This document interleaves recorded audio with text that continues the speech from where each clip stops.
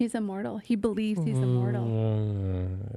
Does he believe it, or does he just say it to... He wrote it in blood. We know this. We learned this. Were you not paying attention?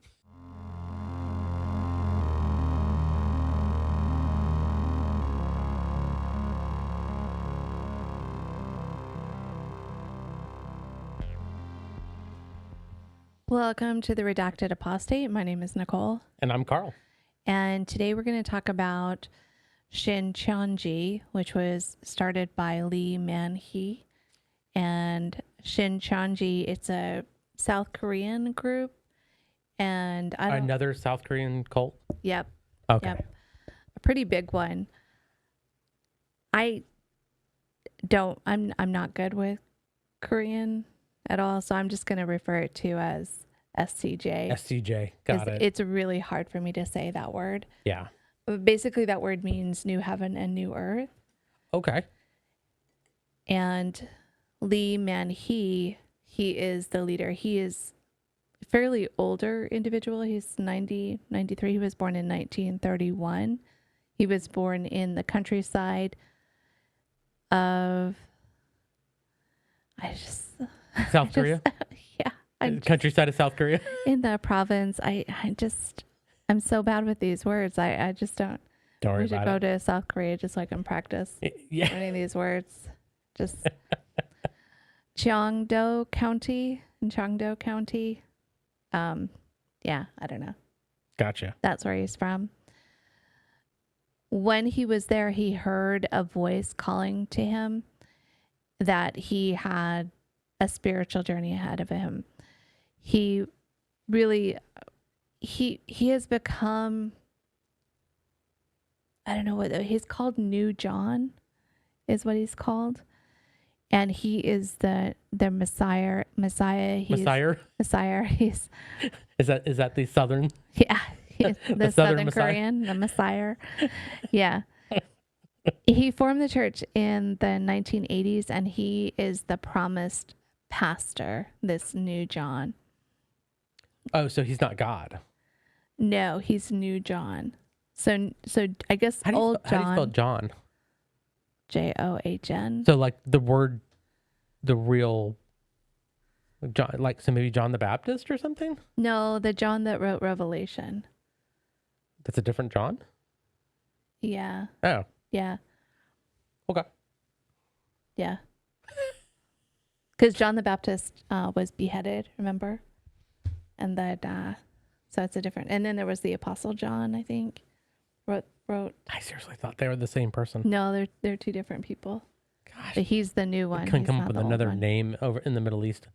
John. Yeah. It's a weird name for someone from the Middle. Anyways, we can move on from here. Well, he's the new John. He's the new one. He started this church in the 80s after receiving the calling. Mm-hmm. He, at that point, pledged his devotion to God in his own blood, and he made the commitment to that religious organization. So he had gotten divine revelation and then wrote his whatever in blood to God. His manifesto. His devotion to God. Interesting. So he's all in.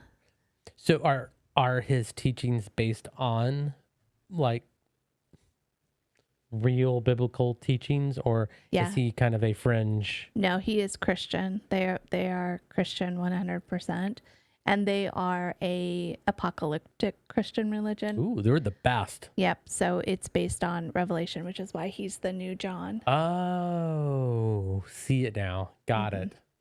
Yeah. That makes sense. So when was the earth supposed to end? I haven't heard specifically. Because every time we've ever done one of these, it was always in the past. There's never one that's like in the year 2986. Yeah. You know? Yeah. I haven't seen any dates, but I did see where he is immortal. Oh, okay. So he's one of those. Yeah. Well, he's 93? He's 93. He's pretty old, but he is immortal. I was watching this South Korean show about revenge. I love a good revenge story. And a good Korean revenge story. Good Korean revenge story. I think it was The one with all the slapping? Yes. Yeah. Yeah. One of the main characters was a daughter of a Christian religious person. And I think it's based off of this SCJ organization. Okay. And because she was super wealthy, and this is a very wealthy organization there in South Korea. Very cool. Yep. Okay. I can dig that. Yeah. He has grown this church. Currently, the church has about 240,000 members, and it's estimated to be worth $80 billion. It's a very lucrative, wealthy church. Seriously think we should start our own cult because No, that's gross. No. Oh. Not going to do that. I just want the cash. He promises that he's going to lead his disciples or the members of his church to a global consciousness and spiritual enlightenment. Well, do we have the concept of a global consciousness in the Bible? And see, this is why I ask, is because everybody that goes, no, we are 100%. We are 100% believers in the Bible, and only the Bible is the moment of truth, and also aliens. The Bible has so much. You can pretty much prove anything. That's true. That's a good point. Any kind of teaching you want to teach, you could use a scripture, pull it out of context, and apply it to whatever. Yeah. Now, why this cult is so dangerous is because they have very manipulative tactics on how they recruit. And since the pandemic, they have been recruiting very heavily, it appears. Oh, is this the group that's going into other churches and having them do Bible studies? Yeah. Ooh, yeah. So one pastor has said that she has received several phone calls over the last few months of women saying that they wanted to start a Bible study or women's Bible group. And then when she asked more clarifying details, she never got it. And it turns out it's one of the tactics that this SCJ group has done is that they'll go into churches and pretend to do the Bible studies and then slowly recruit them through indoctrination. Yeah. One of the things they do too is they don't tell you the name of the church up front. So they'll be like, we're just a Bible study. Another tactic they're doing is they go into colleges. Wow. And they go to the Bible study groups in the colleges. And they don't tell you immediately up front what church they're in. I wonder if the guy that does 7M is connected to this church at all. Because it seems to be the same sort of tactic with that. The 7M philosophy of changing leadership, because we're trying to create a Christian nation, in schools and businesses everywhere. I think they're trying to create a Christian nation, but I think what they're doing is they're trying to heavily recruit right now. And there's some kind of push for them to recruit. If you go on YouTube, you're going to find a lot of people that joined their Bible studies and didn't, because they're not upfront about who they are. And they don't know what Bible study they're part of until it might be too late for them. So the ones that have left are like, I was just in this weird Bible study, I left into the story. And then I realized it was a cult. Or, and you don't know who it was because there's no name associated with it. So sort of thing. They find out eventually the name. Yeah. And by that point, they've already been fully indoctrinated. Or are they out? Yeah. Yeah. Gotcha. And this, I was watching one testimony of a man. He was in Atlanta and he had just moved here, and they approached him. And because he had just moved here, he didn't know anybody. He's like, yeah. He was like, yeah, I'd like to join your Bible study. So he joined the Bible study. He was dating somebody, and he had this idea that him and his new girlfriend would join in hands spiritually and be part of this group. And it was his girlfriend that said, I think this is a cult. and he was like, oh.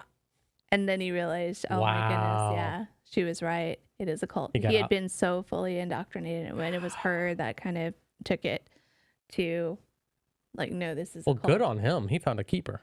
Oh yeah. Yeah. Yeah. And that's one of the things too. I think they've realized that since the pandemic, people are lonelier than ever. Yeah. And they have one part of their tactics also is in this Bible study group is they will put a friend with them that is supposedly is a newcomer like that person. Yeah. But it's not true. Yeah. That person is fully indoctrinated and is part of the SCJ organization.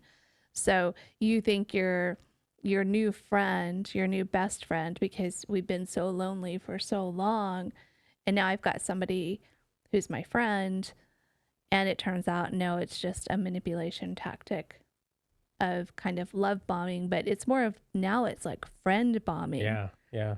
Like we saw the love bombing, but now it's just friendship is what we need. Which is also different. Like it's a different mentality as well. Yeah. It's harder to see it coming. Yeah. Like it's not glorious leader coming by saying, you're doing a great job and you're awesome and I love you. And then you never will amount to a hill of beans after that. Yeah. Because a friend can leave or move or something else, but you're in now. Yeah. That's fascinating. Yeah. And it just dawned on me, this is kind of a new manipulation thing. Before that, it was people who didn't have a lot of love and they wanted that adulation. And now it's, as we're coming out of this thing where we're so lonely, loneliness is such a thing. Yeah. And this is like the Amway cult, which is you're not the top of the, the chain isn't the one that has to go around to everybody to indoctrinate. They're teaching others. So it's this trickle down thing where, so in 2 or 3 years time, this new person who's being indoctrinated is now going to be the person indoctrinating others into the group as well. Yeah. So it just keeps going. As you want to impress the leadership, you'll bring in more people and falsify that you want to do Bible study classes. So it's ABC, always be culting. Always be culting, yeah. Yeah. So they have like quotas so actually that's more like the JWs. So you've gotten 3 today. Yeah. The Jehovah's Witness. And it's interesting because the Jehovah's Witnesses have kind of pulled back from that type of preaching. And then this group is like really hardcore going in. And they're looking for, I think they have a certain nature abhors avoid. So yeah. And I think they're looking for a certain type of individual. They're looking for somebody who needs a friend, who's come out of this global thing that we've been through, who needs some kind of support, and who is Christian and is susceptible. Well, what about 3 out of 4? So we're all susceptible to. I know that. Especially an organization like this, and the way that they're. So if you go to church for, I don't know what the right word is, community. Yeah, I was about to say community. Yeah. Worship, but also community. And then someone who you think, oh, they're part of this church, they're trustworthy. And then they invite you to a special Bible study class or a Bible study Zoom or something like that. Right. Then you think, oh, well, I met them at church, so they're safe. Yeah.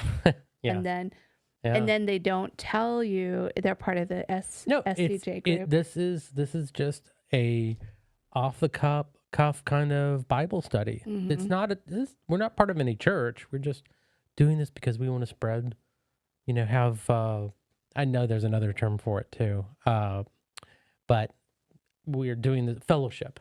We're doing this to build fellowship. They use that word a lot. Yeah. So they're primarily recruiting in churches and universities as their main. Wow. But they recruited this guy from Atlanta just at the mall. He was at the mall. And I don't know if they pegged him as a mark because he said he was wearing a cross and he was alone. And maybe that's what they were looking for. They were like, they have their marks that they're looking for. Like, oh, he's a Christian, he's wearing the cross, and he's alone. He's somebody we can approach. And then they made him feel special too, because they were like, God called you to us. You're special. You're Not that we supposed to. hunted you down like a deer to tag you. Yeah. Yeah. Not that we were. Yeah. We marked you and realized you were susceptible to this message. Yeah, exactly. Or that you could have been too, you know, because the person could have been like, you know, I've got tons of friends. Leave me alone. You know, I don't. Yeah. I like I like my church. Which, you know, we were in Walmart and we got approached by somebody. Do you remember that? They like came up to us at Walmart and we knew immediately they were in a cult. Mm-hmm. And we're like, no. No.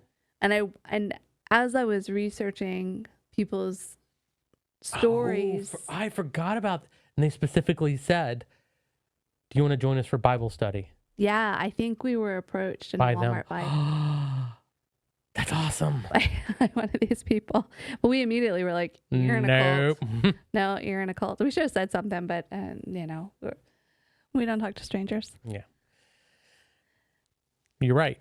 Yeah. We don't talk to strangers. So when this guy dies, this seems like one of those organizations that are just going to keep going.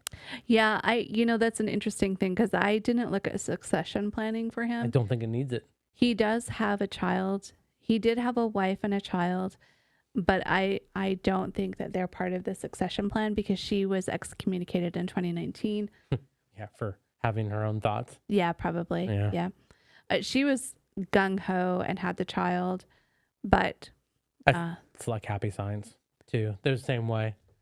Like, they were super gung-ho, and then as soon as they went, you're not real, excommunicated them. Yeah, she was excommunicated. She has spoken out about her experience, and I don't know about the child. I don't think his child wants... Are they a sex cult? They are not. Okay.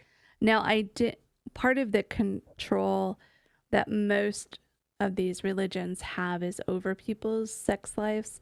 I didn't see anything like that, but I wonder if it's heavily implied. It could be. Okay. So, but it's not like the other sex cult that's currently on trial. One Taste Brother, you know, that's very clearly a sex cult. Yeah. So why is this group dangerous? Because everything I'm hearing is that it's basically just a church that aggressively goes after other churches.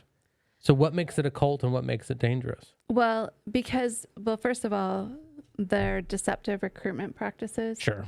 That they are not open and upfront about how they're recruiting, and they're heavily recruiting. That it takes someone probably 6 to 8 months before they realize it's part of the SCJ group. Sure. So that's number one. Yeah. Now I've gone to churches where they heavily recruit. Same thing. Yeah. So like with the Jehovah's Witnesses, right? Because and the Mormons, they're required to preach, but it's very clear who they are. So if you go up, we drive by people and we're like, JW Mormon. Yeah. You know them from looking at them. If you went to somebody, or if somebody came to your door and they said, we're here teaching you the word of God, and you're like, okay, what religion are you? If you were Mormon or Jehovah's Witness, they would say that. Yeah. But with the SCJ, they're don't Christian. say it. Yeah, but they're Christian. So they're Christian, but they don't say clearly what church they're from. Right. But I have, because my dad used to go around to all these different churches. He was looking for the right church, you know, that followed his exact beliefs, that if you showed any interest, like they would come to your house, they would like bring food. Like, we didn't need food. Why are you bringing food? I always thought it felt weird, even as a kid. And like, why are you here? Isn't this a decision that you just make? Like, you go, what do you believe in? Okay, no. What do you believe in? Yes. And that's it. Like, that's what I always thought as a child, you know, like but these people would come, and it was heavily aggressive that they were visiting my dad at the house. We're basically trying to get him to go to their church. And they were just an average church. But they would tell you, we are non-denominational, or we are Baptist, or we are Southern Baptist, or we are, what's the other Baptist term? Like original Baptist or something. I don't know. Okay. I only know Southern. But my point that I'm saying though is that the recruitment doesn't seem any different from anybody else. And whether you say, so if they come to your door and you say, where are you from? And you say they're Christian, technically they're right because their sect is Christian. Mm-hmm.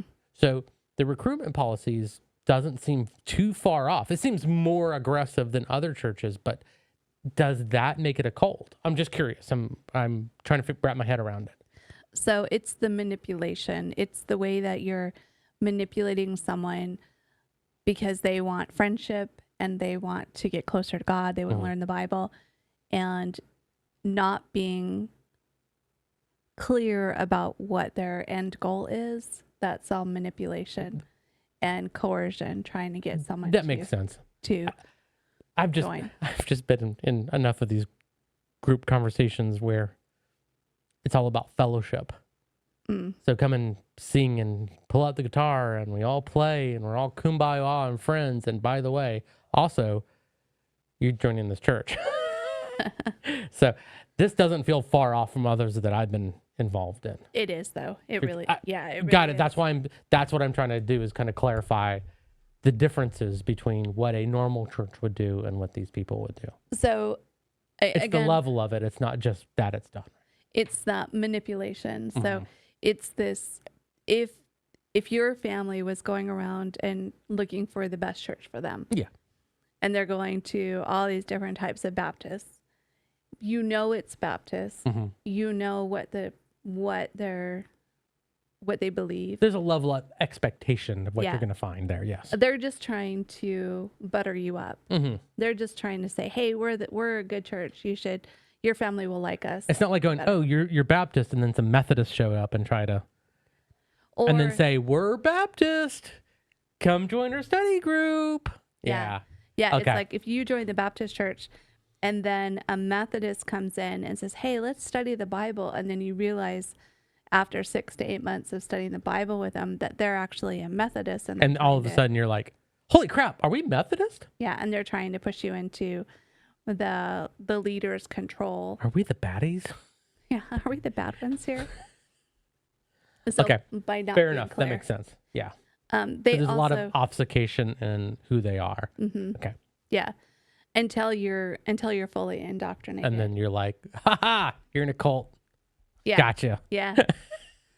Yeah. So, and then it's a very highly coercive control. If you look at their graduation ceremonies. There's a graduation ceremony? Yeah. So you go through these graduation ceremonies. It's highly elaborate and it's very choreographed. And that just, from an outsider looking in, it's like, oh, wow, this is high control. This is high coercive control. And that's really what they do. And then as you get deeper in, because, so it's a weird way that they do this. So they get people with the friendship and the Bible study. And then once they're indoctrinated, then they teach them that all the other religions are false and they're false teachers. So they recruited you from inside a church, and then they tell you that that church is false doctrine. And the only true doctrine is Lee Man-hee. Right. Because he's the true John or the new John, and he's the only one. There's a joke in there somewhere. Yeah. And also your friends and family are part of the old way. And you need to cut them off. Yeah. Yeah. And so it isolates them and controls them. And so then they become dependent more on that group. Yeah, that makes sense. Now, this guy who was recruited in Atlanta. It's like Catholics and the Protestants, like way back when, it's like, yeah, we praise God, but not the same way we do. So you're evil and we're going to go into wars about it. So Yeah. So the man in Atlanta, what he said is that the Bible studies were 3 to 4 hours, 3 times a week. And they were being held at Georgia Tech or Emory. It was one of the major schools here. Wow. And it could have been both at Tech and at Emory. Yeah. Those are 2 major Atlanta schools. And he said also that the majority of the Bible study classes that were Black. So they're like going in to communities Mhm. and trying to proselytize to specific communities. And That's I think interesting. it's across the board. And it feels like a mandate from maybe Lee Man-hee needed to pay his bill and they needed to get more members. Well, honestly, my thought is he's about to die. So, and his mind is, I need to get this out. He's immortal. He believes he's immortal. Does he believe it, or does he just say it to? He wrote it in blood. We know this. We learned this. Were you not paying attention to what I was saying? Have we tested this? Have we tested if it's his Well, blood if or not? he's immortal, then he probably doesn't have a succession plan. So that's probably why I didn't see anything. Because why would you need a succession plan if you're immortal? Because he thinks he's full of shit. Maybe, I don't know. I think it's, honestly, I don't know what I think. I don't know. I don't know why they're heavily recruiting him. Yeah, it is, and it's also it's very interesting. It's like we were having this comment about, you can tell what kind of ghost is going to appear by the country where it was filmed, right? Right. And it's the same thing. It's like there is a very common theme for like these South Korean versus Japanese cults that have kind of come around, but a lot, we don't understand the culture of these cults. Like we don't understand the culture of people from South Korea.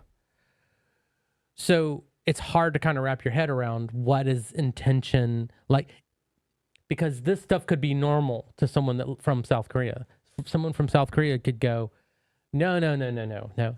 What's weird about it is this, and this. And we'd be like, what do you mean? That's not unusual at all. But, when you live there every day, it's different. So like the people in Japan, like for us, having a, like it all of a sudden the Southern Baptists are going to have the Southern Baptist convention where they do have that, but political convention where they do have that. Sorry, where they're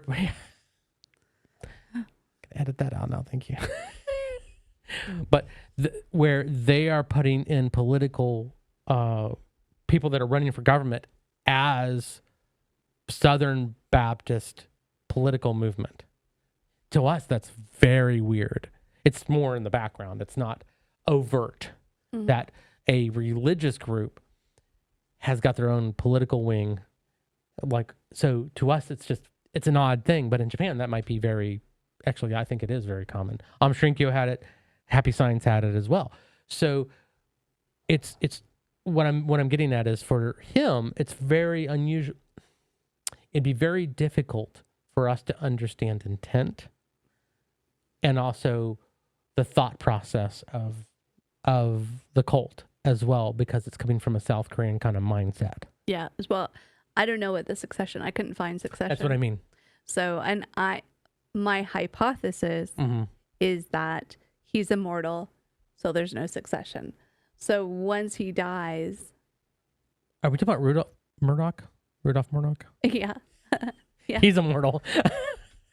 It feels that way. Jeez, it feels that way. Well, they're the same age though, right? They're both 93? Like 93. Yeah. We could be talking about Rudolph Murdoch here. But yeah, so here's, what's going to happen with this. This is too big to fail. Oh, right? Yeah. Someone's going to take over. So. Yeah, it's going to be whatever the top 5 lieutenants, I'm assuming there are, his inner circle. They're going to vie for power. There's probably an heir apparent when he does die. And then it's going to be, he didn't actually die. He was reincarnated. Yeah. And then. Yeah, that might be. Even though reincarnation is not a Christian concept, but I know, but people do that. They spin all the time. They spin it. Yeah, they're going to do some mental gymnastics, and then this person's going to be the new leader of the SCJ. Yeah, well, we'll see. This is going to be an interesting thing to watch because it's going to happen soon. Yeah, probably the next 2 years. Yeah, and to see what happens. considering how heavily they've been recruiting in the last couple of years Mhm. and how invasive their recruitment policies are and how I guess he couldn't just pass it off to the vice president, right? Oh, sorry. Talking about something else. okay. Can we focus? No. So another weird Mhm. thing, because this is such a highly controlled group, Yeah. one of the reasons why the pandemic spread the way it did was because of this group. Tell me more. Yeah. So they have an individual who's was labeled as patient 31. And this patient 31 was a member of the SCJ cult. Hold on. Do they believe that prayer solves all medical? They do. They do. Do they shun modern medicine? Or is it more of you can go to modern medicine only if it's the last resort, but it's always prayer 99% of the time? I think it's prayer 99% of the time. And then at that point, then you probably could go to the doctor. Yeah, you're like, you know, you're at 1% health, your elixir didn't help you, Mm-hmm. you know, your mana store is low. Yeah. It's time to Yeah. actually go to the doctor at that point. Right. Yeah. So patient 31 was, and the interesting thing is at that time, we're talking about January of 2020, Mm-hmm. because I remember March of 2020 was when everything kind of went crazy, right? Yeah. So What a weird time. I know. So around January 20, at that point, I don't think SCJ was really farther outside of South Korea, but they did have one other church. And guess where that other church was? Let me guess. The wet markets near China. In Wuhan. Yeah. So they had a church in Wuhan, and then they had in South Korea. And this is before they really started their global outreach. Mm-hmm. And it was, China had completely closed down, but then this patient 31 then went to a church service in SCJ Church. And if you look at videos of how they do their church services, everyone is like wall to wall like this. And she was a super spreader, and she spread it to everyone. So China had controlled it, but then this cult Opened it up. opened it up completely through their practices. And then their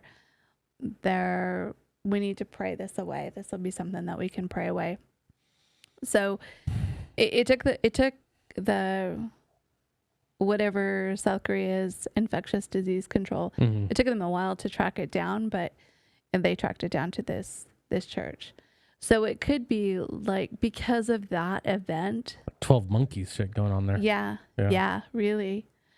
So because of that event, that's maybe why they're going global. They started their global outreach. Another really funny thing is this Weird. is another thing we hear all the time is this 144,000. Yeah. Right? That was a big Jehovah's Witness number, Mm-hmm. and a big number for Lori Vallow. So, And the profundity yours. oh yeah, as they well. use that number because Yeah. that number is in Revelation, which is why it's a number that many people use. But he said specifically that number is only filled by Koreans. It's only 144,000 Koreans. Well, that's in the Bible, right? It says 144,000 Koreans. parentheses South Koreans. Yeah, yeah.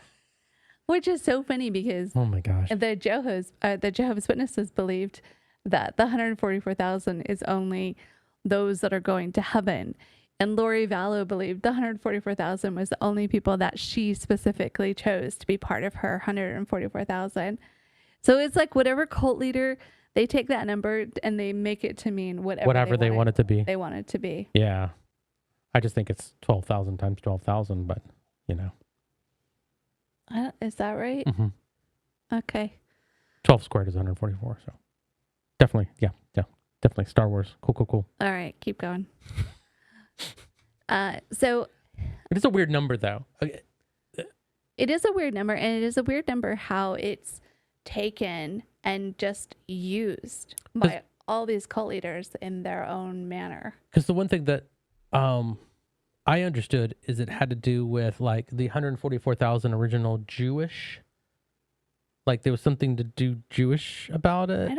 I don't know. Yes, I don't know. But it's a revelation, and I just don't associate revelation with Jewish at all. I also don't understand what Revelation has to do from then to now.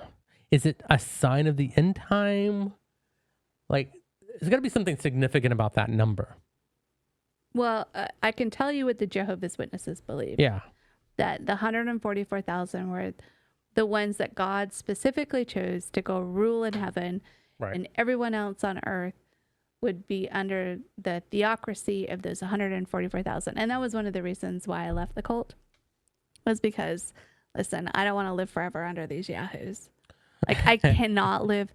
I can barely deal with this life right now, living under their rulership. Yeah. I'm not living forever under their rulership. Well, the other thing, too, was that the original concept, and correct me, please, if I'm wrong, is with the Johos was that there was 144,000 chosen today, which would have been the 1950s, 1940s. Way earlier than that. Well, we're looking at late 1800s. Yeah. Okay. Yeah. That even works better for my information. Then they're all dead. The math don't math on this. Yeah. Well, they're all dead. That's the problem they have. So the original 144,000 are dead, and if you take those 144,000 and all their children, which why did they have children if they were the last, ruling descendants? But we can ignore that because the Bible also does say to go forth and multiply. So, some separate numbers there. But so that 144,000, let's just assume that 2 generations, if they each had 2, that's going to be about 600,000. So now that number is 600,000 of that original 144,000. So the next one's going to be in the millions. So what does the 144,000 have to do with anything anymore? It doesn't. And it's the rulers and all of their descendants would be the people living on earth that they would be ruling over. Right. But when does the counter start? That's what I want to know. Well, that's the thing is like, when did the counter start and when did the counter stop? So if you're looking at the SCJ organization, they're at 240,000 members worldwide. Mm-hmm. They've long surpassed that 144,000. Right. So 80,000 are. So like, what happens to those additional people? So it's always this constant, like they take these numbers, they make up these rules or these doctrine around these numbers. Mm-hmm. And then when the numbers don't work out, they just change the doctrine. Do the Mormons believe in the 144,000 count as well? Do you know? Well, Lori Vallow did. And yeah. Well, okay. I guess I could see that. Yep. The reason why I'm asking is, does that have anything to do with them doing their genetics so much? Is because if you can tie yourself to an original Mormon, then you are part of that 144,000 and their descendants, which means that you're going to Mormon heaven. Okay, so my initial thought is no. Right. And the reason why they baptize for the dead and do the ancestor thing is so that those ancestors, because Joseph Smith came in the 1800s. Sorry, phrasing. He came and then he came because he had like 900 wives. Yeah. He came every night. All right. Had to have. Yeah. Have all the man need a lot of vitamin B. All right. So he was alive. That's why he had magic underwear. He was alive in the 1800s. Yeah. So anyone before that would not have been Mormon saved. So they have to go back and save all of their ancestors so that they can, the way that I understand the Mormons believe is that there's like these tiers, the way Happy Science is, there's these tiers of heaven, and their ancestors who didn't know Joseph Smith are in a tier of heaven like the Catholic purgatory. Right. So they're kind of in limbo. And so by them baptizing, they have an opportunity to come back as a Mormon, to be reincarnated. They also believe in reincarnation. They do. Ooh. It's called probations. That was the whole Lori Vallow Chad Daybell, remember he was talking about how they had all those probations, all those lives where they were together and they were married, and that's how he got her. I seriously, like, he starts talking and You don't read what cult leaders write on walls? just only what they write in books, We especially coloring books. We don't read what cult leaders write in books. Just as a matter of principle here. All right. So, but the 144,000. So tell me about the 144,000.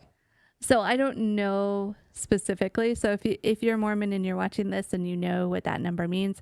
Now for Lori Vallow, the way that she interpreted that number to mean was that, again, because it's not specific about what that number means. It just is a number that is. it was that she was gathering the 144,000 to survive Armageddon, that we're going to move to the pot stirrers property, and they were all going to live there. Yeah. So for her, it was the 144,000 that were going to survive That they're Armageddon. building, that they are creating this group. Yeah, that would to survive it, and then they're going to become the rulers in Rexburg, Idaho. Yeah. Yeah. And then they would repopulate the earth in their image. So that's funny. So if you have them doing it, and you have other groups that are also doing it, so like, what do we have? Like 30 million members of the 144,000 elites. Yeah, and there's like some that can only be Koreans, and then some that can only be in Rexburg, Idaho, and the ones that are going to heaven. And I mean, it's a way to control God works people. in mysterious ways. Yeah, it's just a way to control people. Okay, going back to SCJ though, the way that they recruit and the way that they are not clear, the way that they manipulate and are not straightforward, and also the ability deceptive, right, and that you give up anybody that's not a member of the church is an other and Right. has to be cut out. right? Yeah, that to me is like the real huge big red flag. And also they have a pretty heavy tithing policy.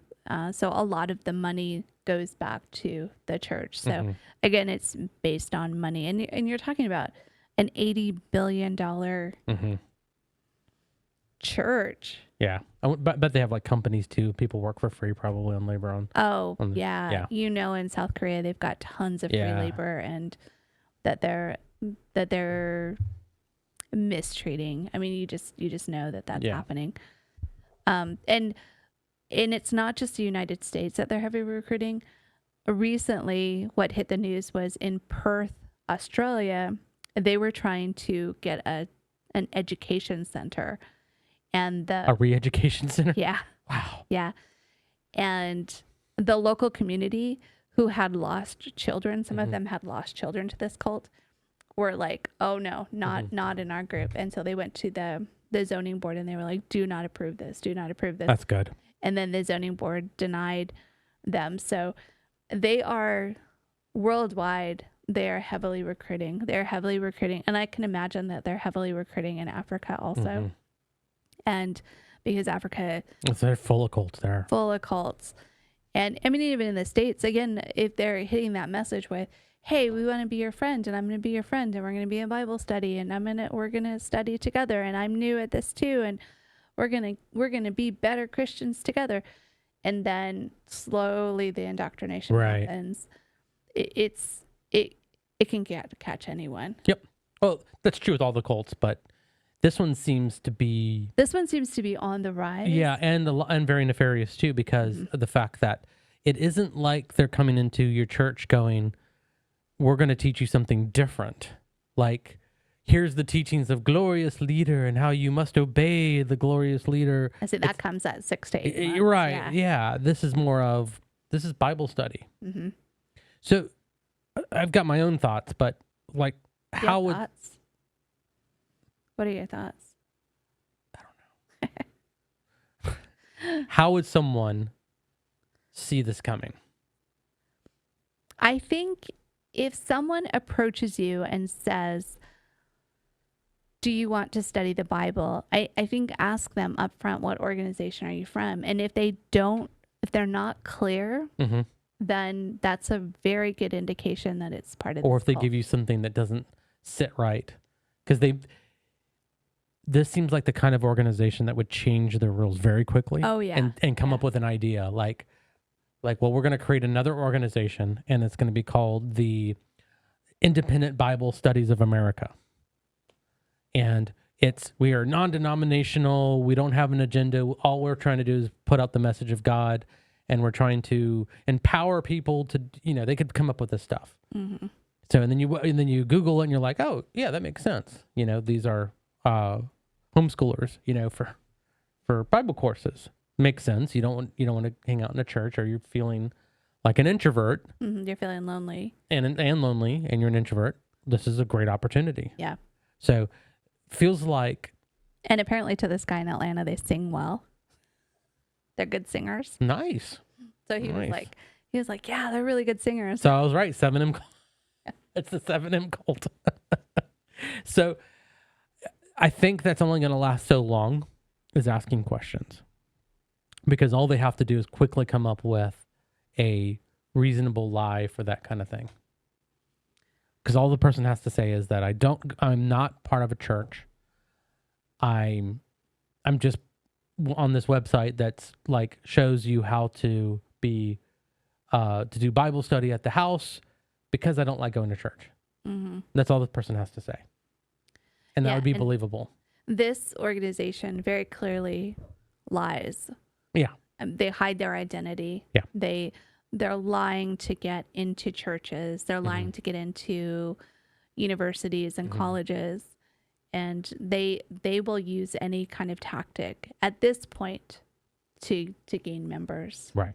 And then once they gain the member, once you're in, it's really hard to Get out. to leave. Yeah. That makes sense. Because your whole world becomes the group. Yeah.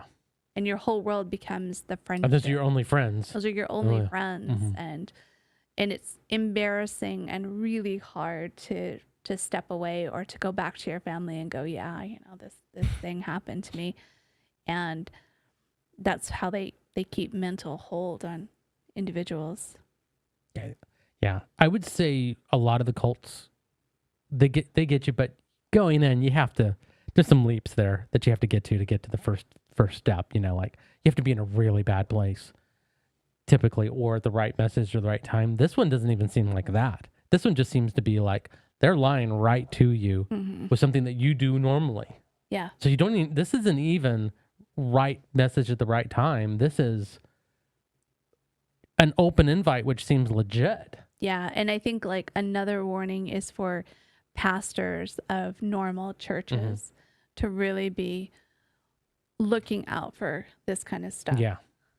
Because the way that they're infiltrating into churches is pretty scary, because like you said, if you're going to church and then someone who's in that church, you already have your defenses are down already, which is why abuse is so rampant in churches and why narcissism is so rampant in churches.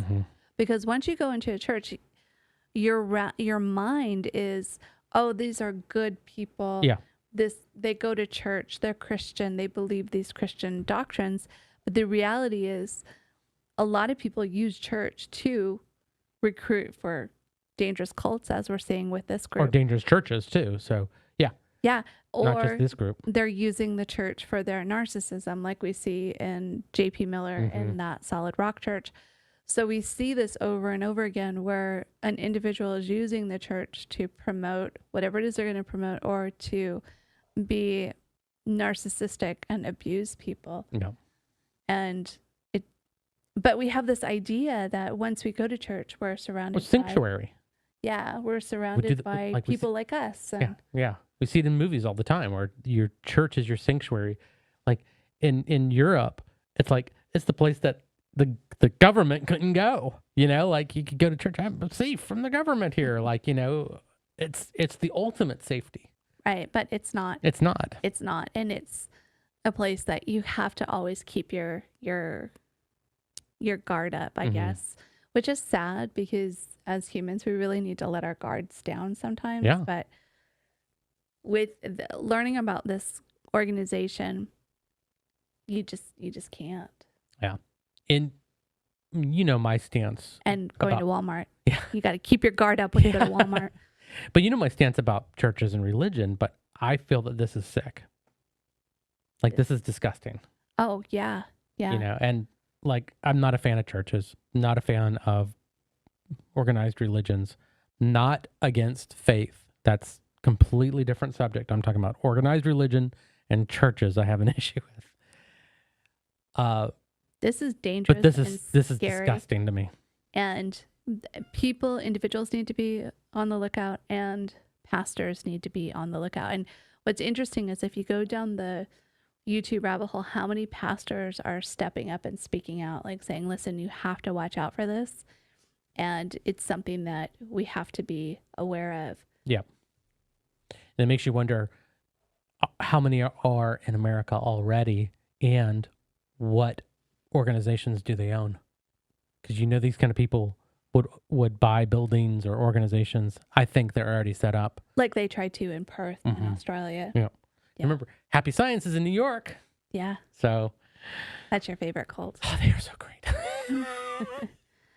All right. That's pretty much it. Yeah. That's it. This was a good one. Scary, but good. Yeah. And guys, watch, just keep that gut check in place. You know, just, you don't have to follow your gut. Just listen to it.